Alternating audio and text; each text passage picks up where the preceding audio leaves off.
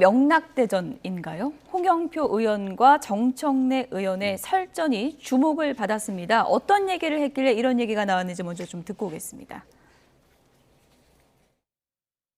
사실 우리도 보면 태극기와 개딸로 상징되는 이런 극단적인 팬덤 정치, 이것이 저는 우리 한국의 이 민주주의의 현주소인데 굉장히 위험한 상황이라고 이렇게 생각하고 있습니다. 제일 멍청한 정치인은 지지자와 싸우는 거고요. 그리고 선거 때 되면은요, 부직갱이들 다 필요하다고 그러는데, 아니 민주당을 강력하게 지지하는 사람들과 척지고 적이 되고 선거를 어떻게 치르죠? 그래서 지난번에 제가 여기 나와서 한번 얘기했잖아요. 국회의원 세비에는 욕값까지 포함되어 있다. 예. 욕먹는 것을 고깝게 생각하고 감정적으로 대응하면 안 돼요. 네. 최지문 교수님, 네. 정청래 의원이 얘기하는 제일 멍청한 정치인이 누굽니까? 이거 어떻게 되는 겁니까? 그러니까 이제 그 예를 든 건 이런 거죠. 지지자들에 대해서 싸우고, 지지자들과 싸울 수는 없죠. 정치는 지지자들이 있기 때문에 정치를 하는 거잖아요. 그거 자체는 부인할 수 없는 사실이에요. 그 소위 이제 팬덤이라고 하는 것도 어떤 정치인에 대해서 사람들이 인기를 있어서 막 좋아하고 따라다니고 지지해주고, 이거는 사실 정치인에서는 숙명과 같은 거잖아요. 뭐 대통령 당선되신 분들도 다 팬덤이 있기 때문에 그렇게 된 거잖아요. 그러니까 그거 자체를 부인할 수는 없다고 봐요. 저는. 그래서 뭐 저는 그거는 맞는 얘기다. 다만 이제 우리가 소위 강성 지지층이라고 하는 분들이 반대편에 있는 사람들에서 너무 막 그 강하게 공격을 하는 태도, 이런 태도는 사실은 당의 화합이나 이런 부분에 별로 큰 도움은 되지 않는다고 봅니다. 그래서 지지층과 싸우지 않는 건 맞아요. 그거는 뭐 당연히 당을 지지하고 국회의원들을 지지하고 또는 정치인을 지지하는 사람들과 함께 가야 되는 건 맞지만, 이재명 대표가 늘 얘기하는 거잖아요. 너무 상대 진영에 대해서 강하게 공격을 하고 인신공격하고 막 욕설에 가까운 얘기를 하는 것은 절대로 도움이 안 돼요. 그거는. 그러니까 이게 당에 대한 이미지도 나빠질 뿐만 아니라 그런 분들과 함께 가는 것이 당이잖아요. 당 안에 여러 가지 다양한 의견들이 있을 수 있는 거니까 뭐 비판적 입장을 내는 것까지는 가능하다고 저는 봅니다. 지지자들 입장에서 왜 그렇게 생각하세요? 저는 그렇게 동의할 수 없습니다. 이 정도 하는 걸 누가 뭐라 하겠어요. 다만 그게 인신공격에 가깝거나 욕설에 가깝거나 이렇게 돼버리면 당이 갈라질 수 있는 위험성이 있어요. 그래서 그런 부분들은 좀 자제하고 갈 수 있도록 분위기를 만들 필요가 있다. 그래서 지지자들과 함께 가는 건 당연하지만 그 강성 지지자로 표현되는 일부의 분들이 너무 이제 반대 의견을 갖고 있는 사람들에서 공격적 성향을 보이는 거는 그는 당에서 좀 자제하고 해결해야 될 부분이다, 이렇게 생각합니다. 네. 자, 오늘도 이제 민주당 지금 술렁이고 있습니다. 그 이정근 사건 파생해서 사무총장 지냈던 윤관석 의원실과 또 집이 압수수색을 당하고 있는데, 자, 이 명락대전이 본격적으로 다시 이제 발발을 하는 것이라고 보십니까? 어떻습니까, 이 박사님?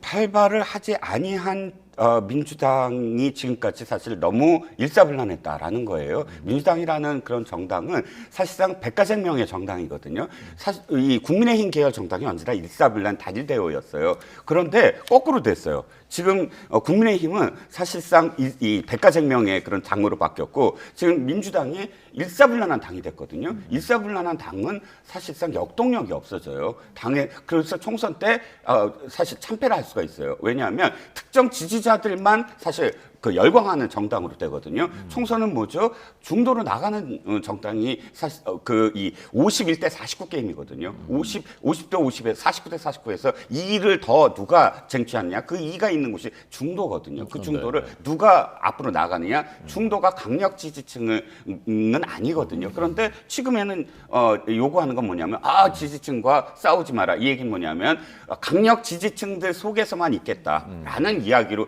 읽힐 수가 있다는 거죠. 욕이라고 얘기했는데 욕은 비판도 있고 비난도 있고 저주도 있는데, 지금 개딸이라는 강성 지지층이 하는 행위는 생산적인 비판이 아니에요. 그냥 저주에 불과한 것이죠.